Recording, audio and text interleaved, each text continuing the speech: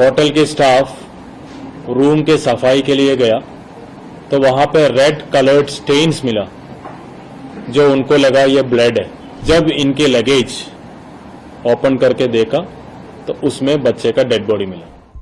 A 39-year-old CEO of a Bengaluru-based AI startup, Suchna Seth, was arrested on Monday night for allegedly murdering her 4-year-old son at a service apartment in Goa.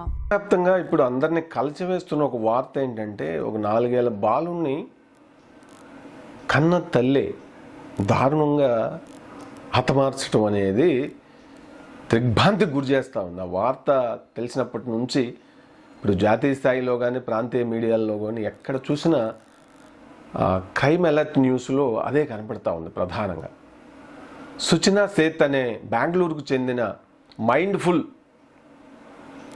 Artificial intelligence company CEO ఆమె. మళ్ళీ మామూలం కాదు. ఇక్కడ main విశేషం ఏంటంటే ఇదే, అంత చదువుకొని అంత ఇదే ఉండి సాధారణంగా బిడ్డని రక్షించుకోవటంలో ప్రపంచంలో తల్లిని మించి అంతకు మించినటువంటి రక్షకురాలు ఎవరు ఉండరు. ఎటువంటి పరిస్థితుల్లోనైనా తన ప్రాణాలని పణంగా పెట్టైనా బిడ్డని కాపాడుకోవటంలో పశుపక్షాదుల్లోనూ మానవుల్లోనూ మనకి కనిపించే ప్రక్రియ. అయితే మారిన కాల ఆర్థిక పరిస్థితులు, ఈ అర్బన్ జీవన విధానాల్లో మరి ఎన్నో మార్పులు వస్తూ ఉన్నాయి. దీంతో పసిపిల్లలు సమిదలైపోతున్నారు. చాలా విషయాలు మనం చదువుతూ ఉంటాం.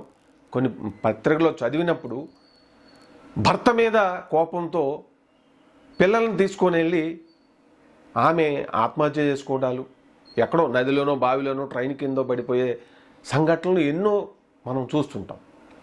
అలాగే భార్య కాపురానికి రావట్లేదని, లేదంటే భార్యతో వచ్చిన విభేదాలు, ఇద్దరి మధ్య ఇదికి ఆమె మీద కోపం తీర్చుకోవడానికి మరి పిల్లల్ని హతమార్చిన తండ్రులు సంఘటనలు చాలా ఉన్నాయి ఇట్లా. మరి అలాగే వివాహేతర సంబంధాలు పెట్టుకొని కొంతమంది అటు మహిళలు అంటే తమ సొంత కన్న బిడ్డల్ని హతమార్చిన సంఘటనలు ఉన్నాయి. అలాగే తండ్రులు కూడా ఉన్నారు. ఇట్లా రెండు వైపులా, ఎవరికి ప్రత్యేకం కాదు. కానీ బిడ్డల విషయంలో తండ్రి కంటే కూడా తల్లి యొక్క ఇదినే ఎక్కువ చూస్తుంది సమాజం. మన భారతీయ సమాజంలో తల్లికున్న పాత్ర వేరు. ఒక కవి చెప్పినట్టు, అమ్మని మించిన దైవం ఉన్నదా అంటాడు, ఆత్మని మించిన అద్దం ఉన్నదా అంటాడు. మరి కన్న పేగు బిడ్డకి ఏదన్నా అయితే అల్లాడిపోతారు తల్లులు. సరే, అందరూ అట్లా ఉండరు. కానీ ఈ సంఘటన అసలు అంత ఎవరో ఒక మతి భ్రమించిన మహిళ చేసింది అనుకుంటే అది సర్లే అనుకోవచ్చు. కానీ ఇంత చదువుకొని ఒక కంపెనీ ఆక్స్ఫర్డ్ యూనివర్సిటీలో డేటా సైంటిస్ట్గా పనిచేసిన ఇది, తన భర్తతో విభేదాలు ఉన్నాయి. మరి పిల్లోడిని వదిలించుకోవాలని చేసిన ప్రయత్నమా ఏంటి అది? బెంగళూరు నుంచి గోవా వెళ్ళి అక్కడ ఒక హోటల్ తీసుకొని పిల్లోడితో పాటు వెళ్ళి బయటకు వచ్చేటప్పుడు ఒంటరిగా వస్తుంటే ఆడ సిబ్బంది ఆమె తీసుకున్న రూములో అక్కడ ఆ రక్తపు చారికలు మరకలు కనబడటంతో వెంటనే వాళ్ళు హోటల్ మేనేజ్మెంట్కి తెలియజెప్తే, మరి నిజమే కదా, వచ్చినప్పుడు పిల్లోడితో వచ్చింది, ఇప్పుడు ఒంటరిగా వెళ్ళింది ఏంటని వాళ్ళు టగటగా పోలీసులకి ఇన్ఫార్మ్ చేయడం, పోలీసులు వెంటనే ఇదిలో చేసి ఆమెని డ్రైవర్తో మాట్లాడి మరి ఆమె తిరిగి అంటే వెళ్ళేటప్పుడు నేను అర్జెంటుగా బెంగళూరు వెళ్ళాలని చెప్పి నాకు కార్ అరేంజ్ చేయండి అని చెప్పి హోటల్ మేనేజ్మెంట్తో అంటే వాళ్ళేమో ఫ్లైట్లో వెళ్ళండి తొందరగా వెళ్ళొచ్చు కదా అంటే కుదరదు, నాకు కాదు ఇట్లే కారు అని చెప్పి. ఎందుకంటే ఆమెకి నిజంగా వెళ్ళడం కాదు కదా, ఇట్లా వెళ్ళే ఉద్దేశం. అయినా ఇప్పుడు అసలు ఎంత తలుచుకుంటే అది భయం వేస్తుంది, నాకు బాధ వేస్తుంది, వేదన కలుగుతుంది. ఆ 4 ఏళ్ల పిల్లగాడిని కన్న తల్లి ఎంత బిడ్డలు తల్లిదండ్రులను మించి ఎవరు నమ్ముతారు? మా అమ్మ నన్ను కాపాడుతుందనే అనుకుంటాడు, కానీ మా అమ్మ నా గొంతు నొక్కేసి నన్ను చంపేస్తుందనే ఆ పిల్లగాడు పాపం బిడ్డ అనుకొని ఉన్నాడుగా. అది కన్నీళ్ళు వచ్చేస్తాయి ఉంటాయి మనకు తలుచుకుంటే. అంటే ఈ సంఘటనలు ఓవరాల్గా ఇట్లా మనుషుల మనస్తత్వాలు మరి ఎందుకు ఇట్లా మారిపోతూ ఉన్నాయి అంటే, మరి కాంక్రీట్ జంగుళ్ళల్లో జీవిస్తూ ఉన్నాం. మనకి ఈ ఎడ్యుకేషన్లోనేమో మార్కులు తప్పితే విలువలతో కూడిన విద్య లేదు అని మనకి కనబడతా ఉంది. మన ఆధ్యాత్మికవేత్తలు తరచూ చెప్తుంటారు. వారు గరికపాటి వారు కానీ, ఇటు మన ఇంకొక ఆయన కోటేశ్వరరావు గారు కానీ అది వాస్తవమే అనిపిస్తూ ఉంటుంది. మరి ఎట్లయినా సరే ఏదైనా సరే మన సంతోషంగా ఉండాలి అంతే. ఇప్పుడు ఆమె భర్తతో విడాకుల ప్రాసెస్ ఇదిలో ఉందంట. ఆలోచిస్తే ఏంటి, మళ్ళీ ఆమె పెళ్లి చేసుకుని ఆమె జీవితం ఆమె గడపడానికి పిల్లోడు అడ్డుగా భావించిందా అంటే పూర్తిది ఏంటి అసలు మోటివ్ ఏంటి అనేది ఇంకా పోలీసులు చర్చించే పనిలోనే ఉన్నారు. అయినా కూడా ఇటువంటి సంఘటనలు నిజంగా అది అంటే మన విద్యా వ్యవస్థలో విలువలుతో కూడిన విద్య ఎంత అవసరం, అలాగే ఆధ్యాత్మిక చింతన. దేవుడు అంటే డబ్బులుంటే వెళ్ళి అక్కడ ఒక ప్రదర్శన చేయడమే కానీ పాపభీతి అనేది ఎక్కడ ఉంటుంది మనుషుల్లో? పాపభీతి ఉంటే ఈ సంఘటన జరిగేదా? అసలు తల్లి ఎవరో మళ్ళీ ఆస్తుపాస్తుల కోసం పిల్లలు బంధువులు కిడ్నాప్ చేసి చంపటాలు అవన్నీ చూస్తూ ఉన్నాం. అనేక రకాలుగా ఓవరాల్గా పిల్లల పైన దాడులు జరుగుతూ ఉన్నాయి, అవి అత్యాచారాలు జరుగుతూ ఉన్నాయి, అలాగే వాళ్ళ ప్రాణాలు తీసేసుకుంటా ఉన్నారు. ఓవరాల్గా అనేక రకాలుగా విక్టిమ్స్ అయిపోతూ ఉన్నారు. విక్టిమ్స్ అంటే కనీసం వాళ్ళు బతుకుంటారు, ఇప్పుడు ఇది అల్టిమేట్గా వాళ్ళు ఇదైపోవడమే.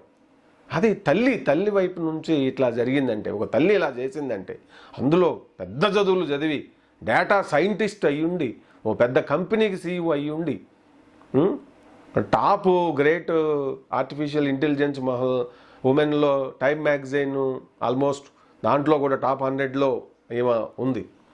సుచితా సేత్ కర్ణాటక చెందిన ఆమె.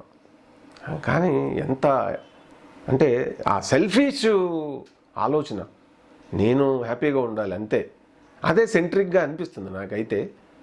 ఏదేమైనా మరి ఇట్లా అంటే వైవాహిక బంధాలు కూడా ఈ తెగిపోతుండడం, పిల్లలు తల్లిదండ్రులు విడిపోయే సందర్భాల్లో మరి ఎవరి దగ్గర ఉండాలి అనే దగ్గర ఇప్పుడు ఒక్కడే పిల్లాడు, మరి తల్లి అసలు జనరల్గా తండ్రితో విడిపోయినా పిల్లలు తన దగ్గరే ఉండాలని ఎక్కువ మన భారతీయ సమాజంలో ప్రతి తల్లి కోరుకుంటుంది, ఎక్కువ మంది కోరుకుంటారు. కానీ ఈవిడ ఏంటో, ఆవిడ మనస్తత్వం ఏంటో, మరి వెనక ముందు అసలు ఎవరైనా ఉన్నారా లేరా, ఎట్ట పెరిగింది, ఆ కంప్యూటర్లతో పనిచేసి మైండ్లో ఉన్న సెన్సిటివ్నెస్ అంతా పోయిందా అనిపిస్తూ ఉంది నాకు. ఎంత దారుణం, ఒక బిడ్డ తను నవమోసాలు మోసి 4 సంవత్సరాలు పెంచి, ఎంత తండ్రి కంటే బిడ్డలకి తల్లితోనే ఎందుకు ఉంటుందంటే తన 9 నెలలు తన గర్భంలో మోస్తుంది కాబట్టే ఆ బిడ్డకి తండ్రి మీద కంటే తల్లి మీదే అటాచ్మెంట్ బలంగా ఉంటుంది. అలాగే తల్లికి కూడా బిడ్డల మీద అటాచ్మెంట్ బలంగా ఉంటుంది.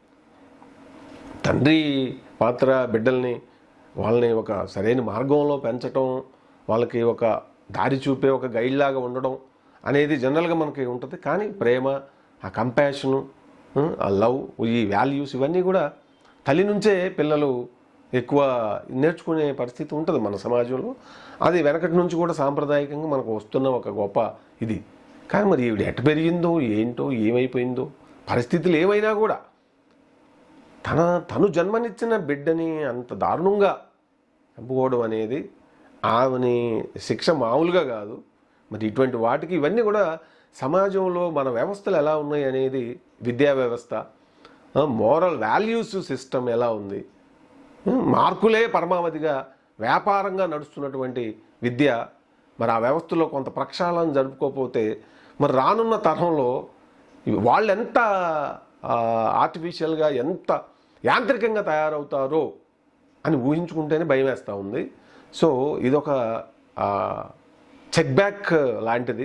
ఎడ్యుకేషన్ వ్యవస్థని, మోరల్ వ్యవస్థని మనం చెక్ చేసుకొని విద్యా వ్యవస్థలోనే, ఎందుకంటే మంచి ప్రవర్తనలో కానీ ఏదైనా సమూలంగా ఒక మార్పు రావాలంటే తల్లిదండ్రులతో పాటు విద్యా వ్యవస్థలో ఎడ్యుకేషన్ నేర్చుకునే విద్యలో ఆ సున్నితత్వము, ఆ విలువల యొక్క గొప్పతనం అవి వంట పట్టిస్తేనే తప్ప, లేదంటే ఇటువంటి సంఘటనలు మరి మనం ఎన్ని చూడాల్సి వస్తుందో.